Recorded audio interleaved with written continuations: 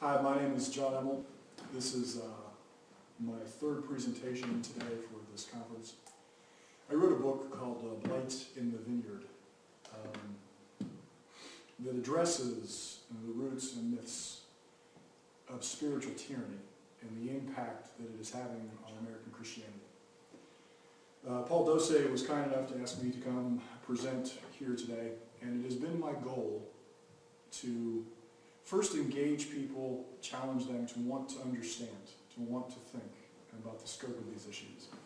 The second part of my goal was to educate and to give them some sense, some place to put this whole unfolding evolution of Christian thought in modern American Christianity. While the conference deals with New Calvinism, the reality is this is actually very old Calvinism. And these ideas go back millennia. In my last session, I addressed the concept of metaphysics, epistemology, ethics, and politics. And then I explained how that progression produces specific outcomes. The principle that I highlighted was all metaphysical premise determine epistemological qualification. That defines ethical standards, and ethical standards prescribes political culture. Said another way, foundational assumptions determine how effective man is to understand his world. This defines man's moral value, and his moral values prescribe the government use of force. My PowerPoint, I'll draw your attention to the PowerPoint here, and I want you to notice something. Polity, government, force.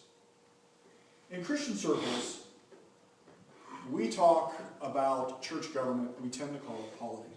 I'm not exactly sure why. But my goal is to utterly tie polity to force in your minds. Most people fail to understand. Government is nothing more than a monopoly of force. So polity is ultimately nothing more than a monopoly of force. Of course, as I referenced in my last session, Americans have never had a religious war as such. But in Europe, that's all they knew. From effectively, and this is off the top of my head, let's start with what is effectively the beginning of the actual Roman Empire, the Holy Roman Empire as we understand it. I'm going to say 600 AD off the top of my head. Europe was awash in bloodshed. And Protestants didn't fare any better. We'll get to that here in a minute on my PowerPoint slides. And the reason force becomes the primary crux of these metaphysical issues is because the central fight for the whole of human existence has been who owns man. The leading consensus, the predominant assumption, the conclusion that the vast percentage of human intellectual capital has been invested in has been that man is ultimately the property of the state. Government owns man. It doesn't really matter what government. It doesn't matter what age that government is in, whether we're talking Sparta, we're talking Rome, we're talking the Holy Roman Empire in Charlemagne, we're talking 16th century England. Ultimately, the conclusion was that the state owned man, and man's specific function was ultimately to live his life at the behest of the state, whatever that amounted to. If man is property of the state, the question is, what is the moral justification for someone to use force against another? The underlying question within historic Christianity has universally revolved around why they are specifically authorized to define truth. From 350 to roughly 450, there was a massive evolution in Christian thought. Up until about 300 AD, Christianity was a marginal religion in a much broader intellectual and religious world. But a series of events brought Christianity to the forefront and merged Christianity ultimately with the power of civil patronage. This forever changed the face of Christianity. Because the moment you decide that the government is the arbiter of truth, and truth is the moral authority to have force, ultimately the government must be in charge of truth. And if the government is in charge of truth, then the government is in charge of compelling people to believe specific things. They do not have a choice. It goes hand in metaphysical hand. Which is why it is important to understand that when Christians talk about polity, they are trying to take some of the sting off of the implications of when they talk about church government. Because really what they're really saying is church government is really church force. Ultimately, when a man insists that he has biblical polity, what he has ultimately advocated is he has the moral right to compel everything else out here to conform to what he says. In the unfolding drama within modern American Christianity, one of the leading themes, one of the leading doctrines that comes up over and over and over is the issue of submission and authority. Because when truth is ultimately placed in the hands of somebody in authority, what they're really saying is their ultimate right to force people to believe what they believe. Polity is another word for government. Government is really a monopoly of force.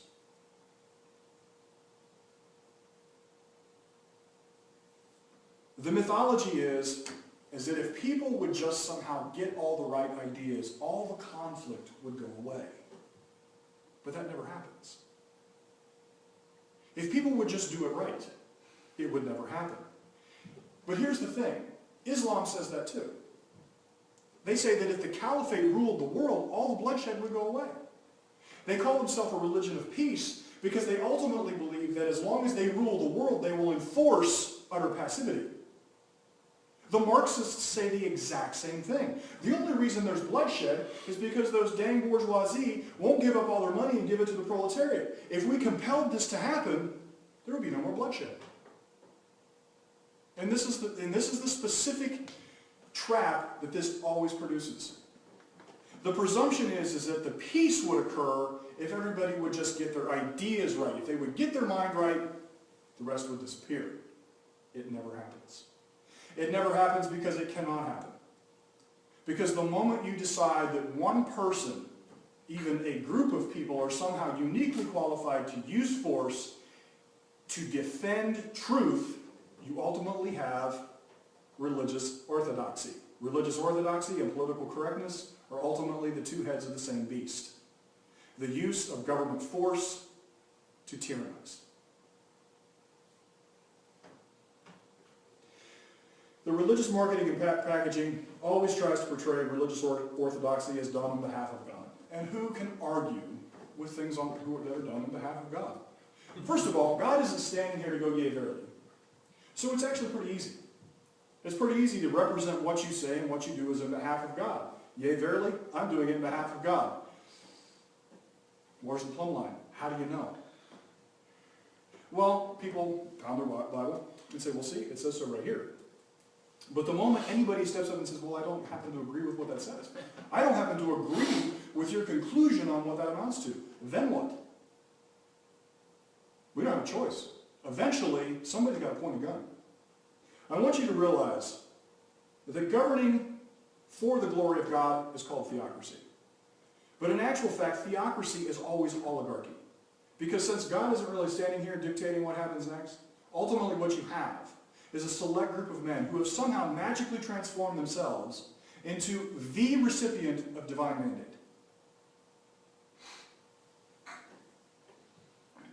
which means you ultimately have a very, very small group of men who believe they are uniquely qualified to define truth for everyone. Catholics. I heard Catholics. Yes, absolutely. The dirty little secret. Those who have the force define God's existence. So it's very easy for them to say they're doing it on behalf of God because they get to define what that really actually means. They get to define God on their terms. God's will is really the subjective whim of those using force. That's the dirty little secret that no one really wants to pay attention to. And this is why faith and force are in fact the destroyers of the world. As long as we are discussing reason, we are discussing the whole of human understanding, rationality, and logic. We are actually having the only exchange that cannot be resolved with violence. We are arguing the elements that are in fact measurable and identifiable by anybody who chooses to enter the conversation. So there is a right answer. There is a good conclusion. There is something out there whereby we can all arrive at the same plumb line. The moment we say that it is necessarily by faith, by subjectivity, by the definition of a select few, eventually somebody's got to point a gun. Eventually we must use force to get the conformity we're after. Now mind you, I didn't come up with this. Ayn Rand is very fond of saying that faith and force are in fact the destroyers of the modern world. Historically, when faith does not work, when the subjective whim of I just believe doesn't carry the day in an argument, somebody eventually says, you know what, I'm going to compel you to make this happen. In this conference, we have heard one of the speakers, Sharon Dosey, discuss one of her encounters with a pastor. She was ready to leave the church. He said, you can't. What's left? She wants to leave. He says she can't. What's left but force? Now in American culture, no one's going to actually accept the fact that a pastor is going to bar the door on the church and refuse to let her out the door. But that's only because it's here. In the 16th century, she wouldn't have had that choice. They'd have tossed her in a dungeon. They'd have put her on the rack. They might have burned her at the stake for daring to have the temerity. And actually, you know what? I rolled that back too far. I took it out of America. Guess what? That's exactly what happened in the theocracy of Massachusetts.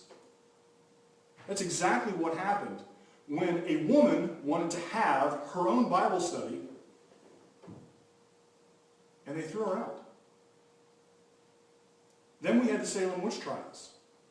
Faith and force in the modern world. Faith has become a license to subjectivity, which means ultimately force is the only means to compel other minds to subordination. This has been the source of all religious wars. This is the background history that confronted our founding fathers. Our founding fathers were the first men to successfully challenge at the root the substantive cause of tyranny. For the first time in the world, our founding fathers finally decided, they finally articulated these key elements. Man owns himself. The state is subordinated to the will of individuals. Truth can never be the property of the state. This revolution of thought is directly tied to the Enlightenment. This is the principle restated, foundational assumption. Foundational assumptions determine how effective man is to understand his world, which defines moral value, which prescribes government force. Calvin said this, pervasive depravity has fully corrupted the whole of human existence. This determines that all good is a product of God's specific sovereign action. This defines that man's life is predetermined in action and outcome. This prescribes an elect few who are divinely appointed to shepherd the flock in God's behalf. America is in fact a collision of two diametrically opposed worldviews. The medieval Reformation and the Enlightenment. Actually, I want to go back to the first point. America is actually a collision of Puritanism and the Enlightenment. Puritanism was a strain of Christianity, the most virulent strain of Christianity to come out of Europe and to land here. That has always collided with the Enlightenment thought that came over via some of the men that we will shortly discuss. Now consider the opposing worldview. The Founding Fathers had a full, regardless of what their Christianity is, and I understand Christians are very quick to want to equate the Founding Fathers and their specific spiritual lives with modern Christianity, and we are very zealous for making a claim on that. But the Founding Fathers believed in man's competence. That was the central theme of everything that they argued for, that man was specifically competent to self-govern. This is collided with the Calvin Puritan construct. Man equals incompetent. Here are some articles of religion from Puritan thinkers. I'm summarizing. This comes from a number of sources that I haven't listed. Sinners in the hands of an angry God is the lingering metaphysical worldview etched in the minds of men, declaring God as a vindictive sovereign. Whatever God's benevolence might theoretically represent, ultimately this worldview makes him wrathful and damning. Terror is the only appropriate reaction to divine awareness. Point 2 there is actually centered directly in Luther's proper distinction between law and gospel. Point 3, man's depravity requires authoritarian governance to stand between himself and his lascivious impulses. Pride in human ability is man's leading vice and the outworking of wretched deception.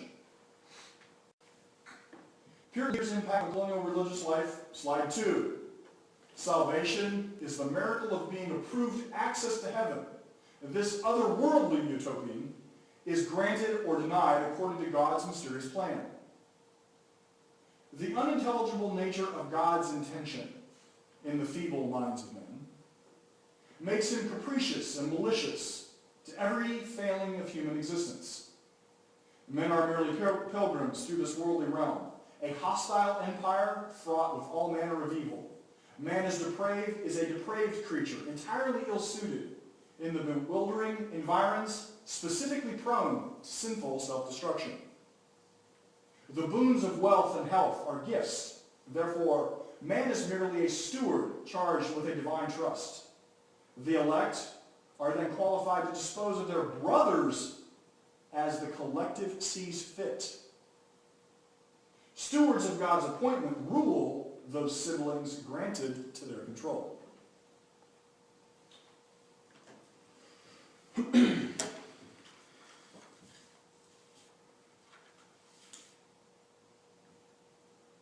This is why I pointed out the ultimate full philosophical power from metaphysics to politics.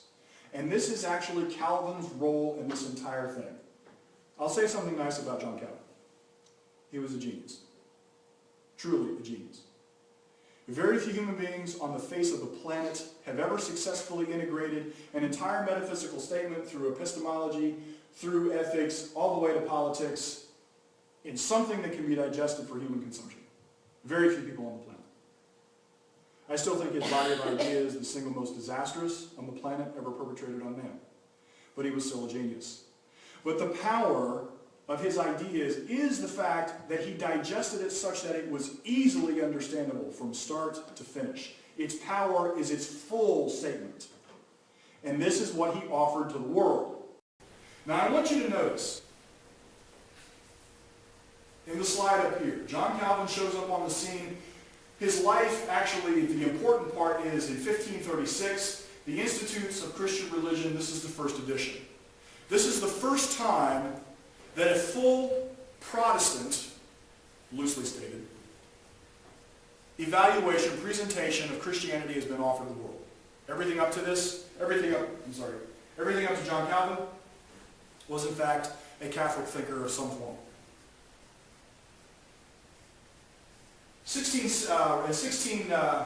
Between 1660 and 1683, John Owen shows up. John Owen is well known for the book Sin and Temptation. Between Calvin's Institutes and John Owen's ultimate philosophical statement within Sin and Temptation, this body of thought ultimately ends up centered in England. Notice, 1642, 1646, the First English Civil War. Second English Civil War, 1648 to 49. Third Civil War, 1649 to 1651. I won't expand. It will take a trivial amount of research for you to find the causes of the English Civil War. They were religious wars. They were based on a fight over religious orthodoxy. The Puritans in modern American, actually in American lore, are everybody's favorite Thanksgiving story. We like the Puritans because we think they are us. In actual fact, there was a reason the Puritans were persecuted. They were militant. They were determined to create a theocracy in England. Oliver Cromwell ruled as Lord Protector 1653 to 1658. He called himself, I took it out of my notes. I think he called himself the Protestant Moses. From my little highlight there, the Puritan migration to New England, 1620 to 1640. For 20 years, the Puritans actually moved out and they landed here in the United States. The Act of Uniformity.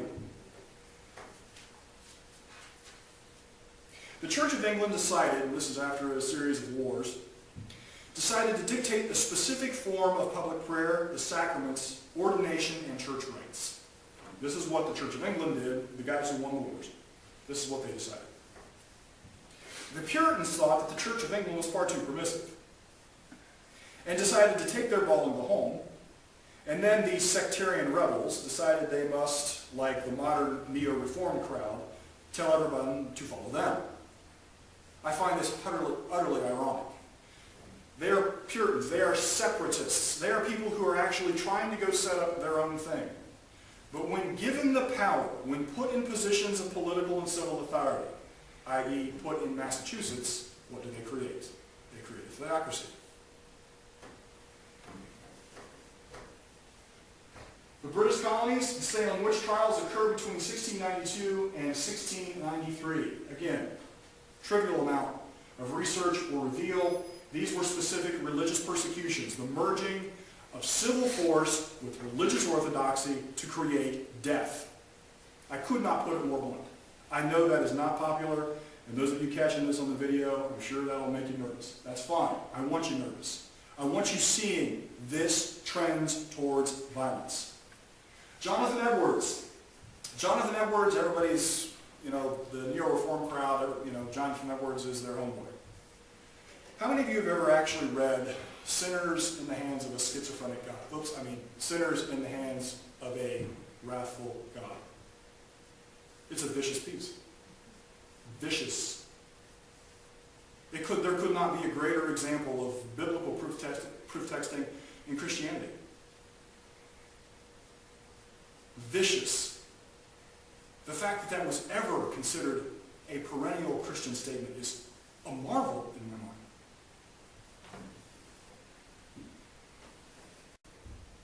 Now, I want to make a series of contrasts. The Enlightenment begins around 1650, give or take.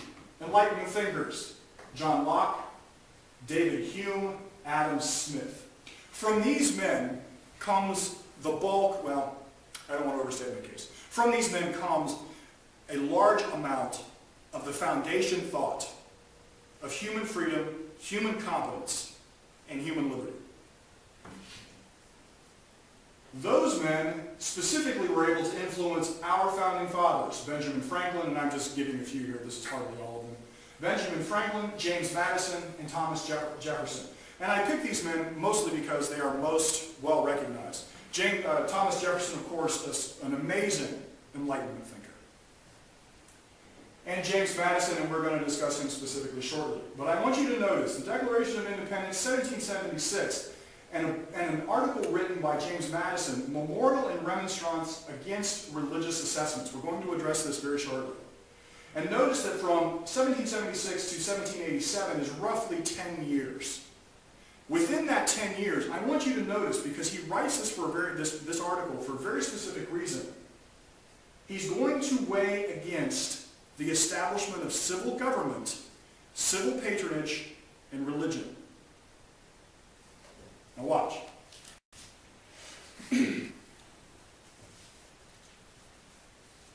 Notice that the three wars that I highlighted in the previous... The three wars that I highlighted there, these are religious wars. I want you to notice the difference. The American Civil War was not a religious war. It was a war specifically fought in pursuit of liberty and freedom. Now I want you to notice the Founding Fathers' clarity on the arguments against merging the state, no matter how small, with ecclesiastical establishments. We're going to spend some time here. This is actually the beginning of the Memorial and Remonstrance Against Ecclesiastical Establishments. This is how James Madison opens this. I'm not going to read all of these, and I'm not going to read it at length. But I want you to get the specific source of his objection. James Madison, we the subscribers, citizens of said Commonwealth, have taken into serious consideration a bill establishing provision for teachers of the Christian religion, and conceiving of the same, if finally armed with sanctions of law, will be a dangerous abuse of power. There was no illusion here. The nature of Christianity, as our Founding Fathers understood it, was that it was a dangerous force to be contended with when it was merged with the power of the state. His first point, because we hold it for a fundamental and undeniable truth that religion, or the duty which we owe our Creator, and the matter of discharging it, can be directed only by reason and conviction, not by force and violence. This was revolutionary. Now, this idea had actually circulated amongst any number of different sects and any number of different intellectual types. But for the first time, there was a formal effort to challenge at the root that the nature of faith and the nature of religion could not ever be done by the force of the state, but in actual fact was the responsibility of intellect and reason. This is absolutely an Enlightenment idea. 2, because the rulers who are guilty of such an encroachment exceed their commission from which they derive their authority and their tyrants. Because the free men of America did not wait till usurped power had strengthened itself by exercise and entangled the question in precedence. They saw the consequences in the principle, and they avoided the consequence by denying the principle. Hold that thought. Bookmark that in your mind. We revere this lesson too much to soon forget. Who does not see that the same authority which can establish Christianity in exclusion of all other religions may establish with the same ease any particular sect of Christians in exclusion of all other sects? This is why the historic fight between Arminians and Calvinists gains no traction. Right. Because we are ultimately failing to identify the principle that he is arguing here. The issue is not necessarily the Arminian perspective versus the Calvinist perspective. The issue here is at central root, man's fundamental competence to master his own life, whatever that means. The reason all other fights, all other doctrinal fights, are useless in this instance is because at the root, until you defend man's right for moral existence, you're lost.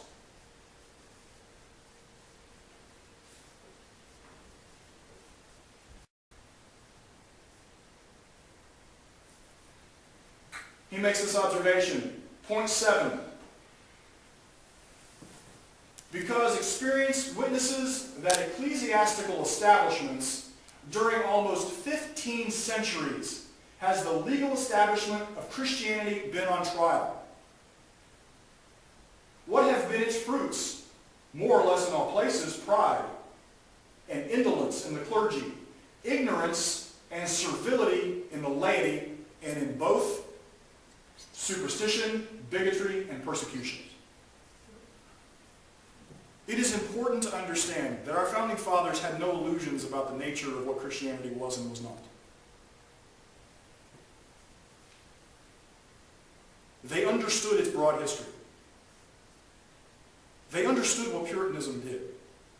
They understood what the Massachusetts colony theocracy did. For many of them, it was close enough to their lifetime that it would not have been lore as such as we learn it out of a book. They certainly would have been within striking distance of the religious wars in England and the tides of warfare that spread across the face of Europe.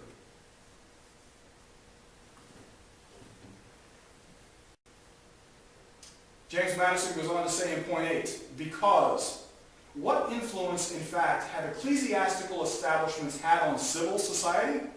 In some instances, they have been seen to erect a spiritual tyranny on the ruins of civil authority.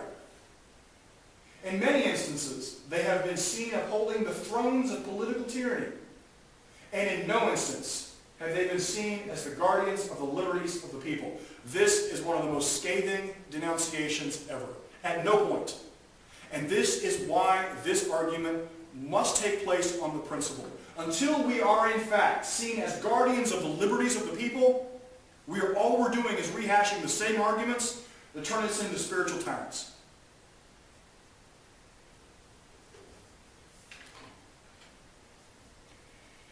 "10 years from the Declaration of Independence and the adoption of the U.S. Constitution, I want you to notice that this memorial and remonstrance takes place dead square between these two events.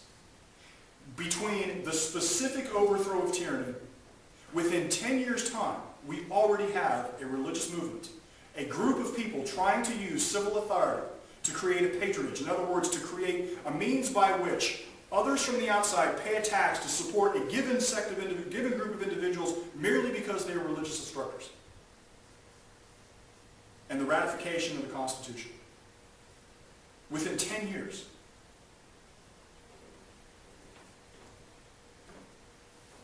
Madison is specifically arguing the supremacy of human reason, and he is specifically denouncing the use of civil authority, the merging of religious faith, and the power of the state. He is specifically saying it is a menace. This is where this goes. This is where this heads. The current Calvinist defenders can poo-poo my point all they like. History is writ large with this. I win this argument only because all I have to do is educate on the public record. This is not complicated. This is exactly what's at stake. The Founding Fathers had no illusion about the destructive force of Christian religion. And it is the most virulent forms of Christian thought that the Founding Fathers put absolute barriers in place to curtail its acquisition of civil power.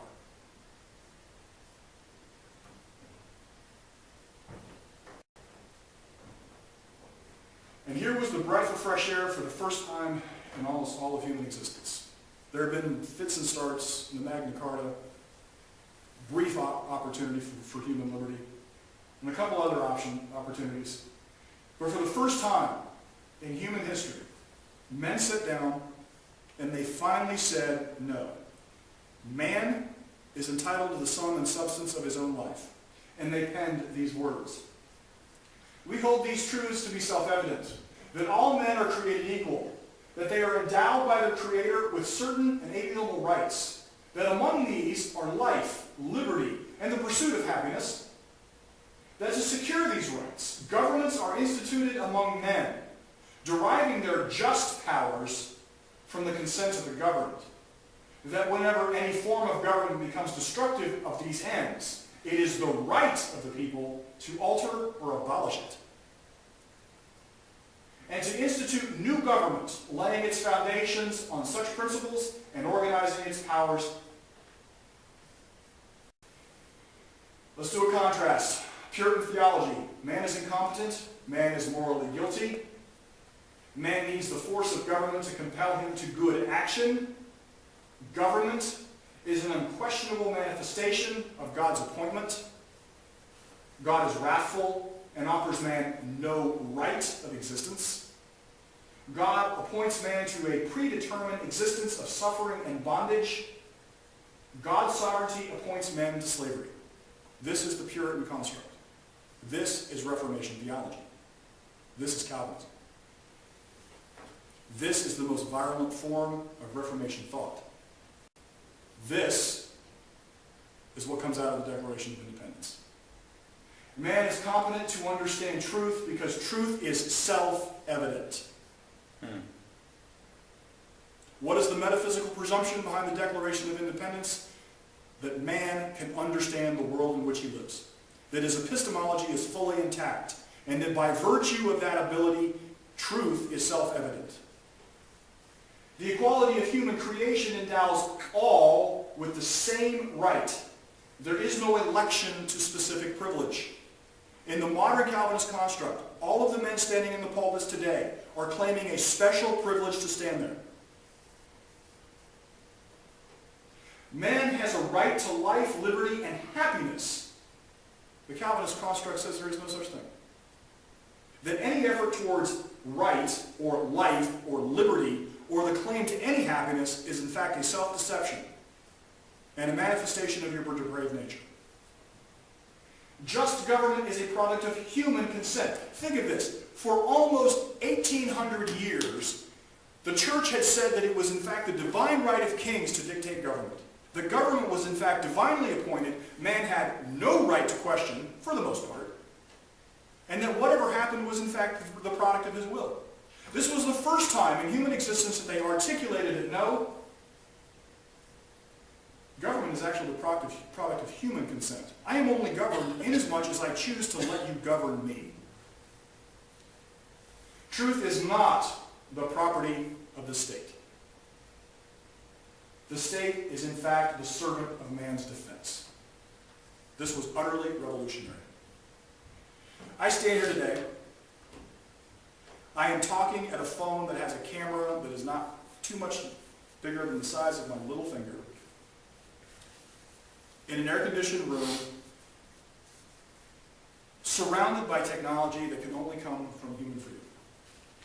The advances of man, the things that have eradicated human suffering across the board are directly tied to human liberty, because inasmuch as man is free to think, and inasmuch as he's free to think, he's free to exchange that value with whoever he chooses to associate with, and no one can compel him. He can better his life as he sees fit, and he can solve problems of the beggarly elements of this earth. That was revolutionary. I stand here in 2012, able to do what a paltry number of human beings have ever been able to do. And it is directly related to this legacy. The legacy of human competence, human freedom, and human liberty. You don't get this with the ideology of the Dark Ages. It does not work. And every place this ideology has manifested itself, it has driven men back to the Dark Ages. Every place it persists in this earth, it produces the Dark Ages. This exact same metaphysical assumptions that are in Calvin are in Augustine. The exact same metaphysical assumptions that are in Augustine are ultimately in Islam. You go to an Islamic country that has not had any exposure to Enlightenment ideas, Afghanistan, and you see the exact same paltry existence in human condition. Liberty, freedom, thought. They are absolutely tied together. Human competence, human liberty are essential for the benefit of man. The Gospel according to John Immel. I've now come full circle in my presentation here. Now you can begin to understand why I've been hammering on this point. The cohesive structure of ideas, from the metaphysical premise to the epistemological ability to the ethical understanding to the political action. All of them run in a line And that is the answer to my original observation. The Gospel according to John Immel, chapter 3, 1 through 3. All people act logically from their assumptions. It does not matter how inconsistent the ideas or insane the rationale. They will act until the logic is fulfilled. Therefore, when you see masses of people taking the same destructive actions, find the assumptions and you will find the cause.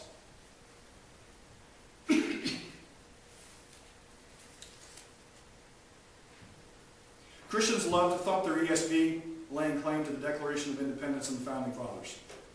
They hold freedom of religion as a certainty. They love the prosperity that rational thought, logic, and industry produce.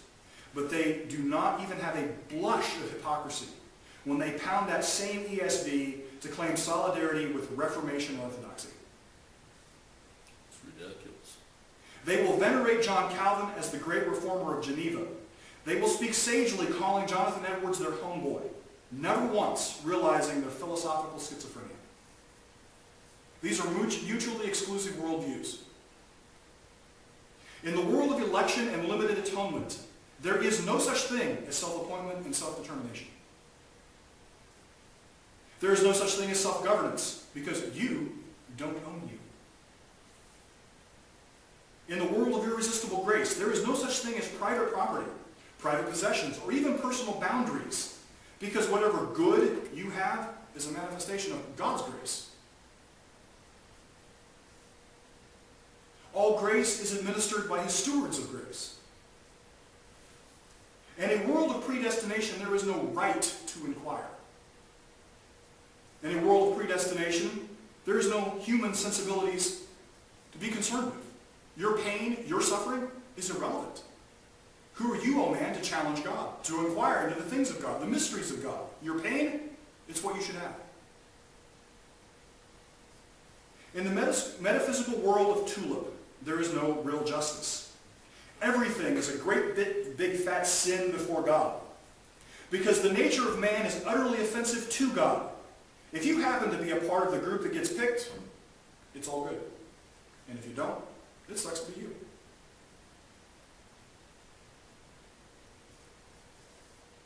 The threat of damnation hangs over your head like the sword of Damocles. Your sin violates God. So who are you to demand recompense for a violation of sins against you? How dare you speak of justice? You don't own you. Or do you? This is the first choice. This is the fight of the ages. Who owns man? Father, in the name of Jesus, we need wisdom and understanding. Never before has man been defended. We've defended you, and we've slaughtered our own. But never have we defended man's right to live, right to exist, right to live, right to prosperity. Never have we done this successfully. To throw off the tyranny of the ages, Father, we need your wisdom and understanding. We need to have the eyes of our understanding opened, that our insides will be filled with light. We ask these things in Jesus' name.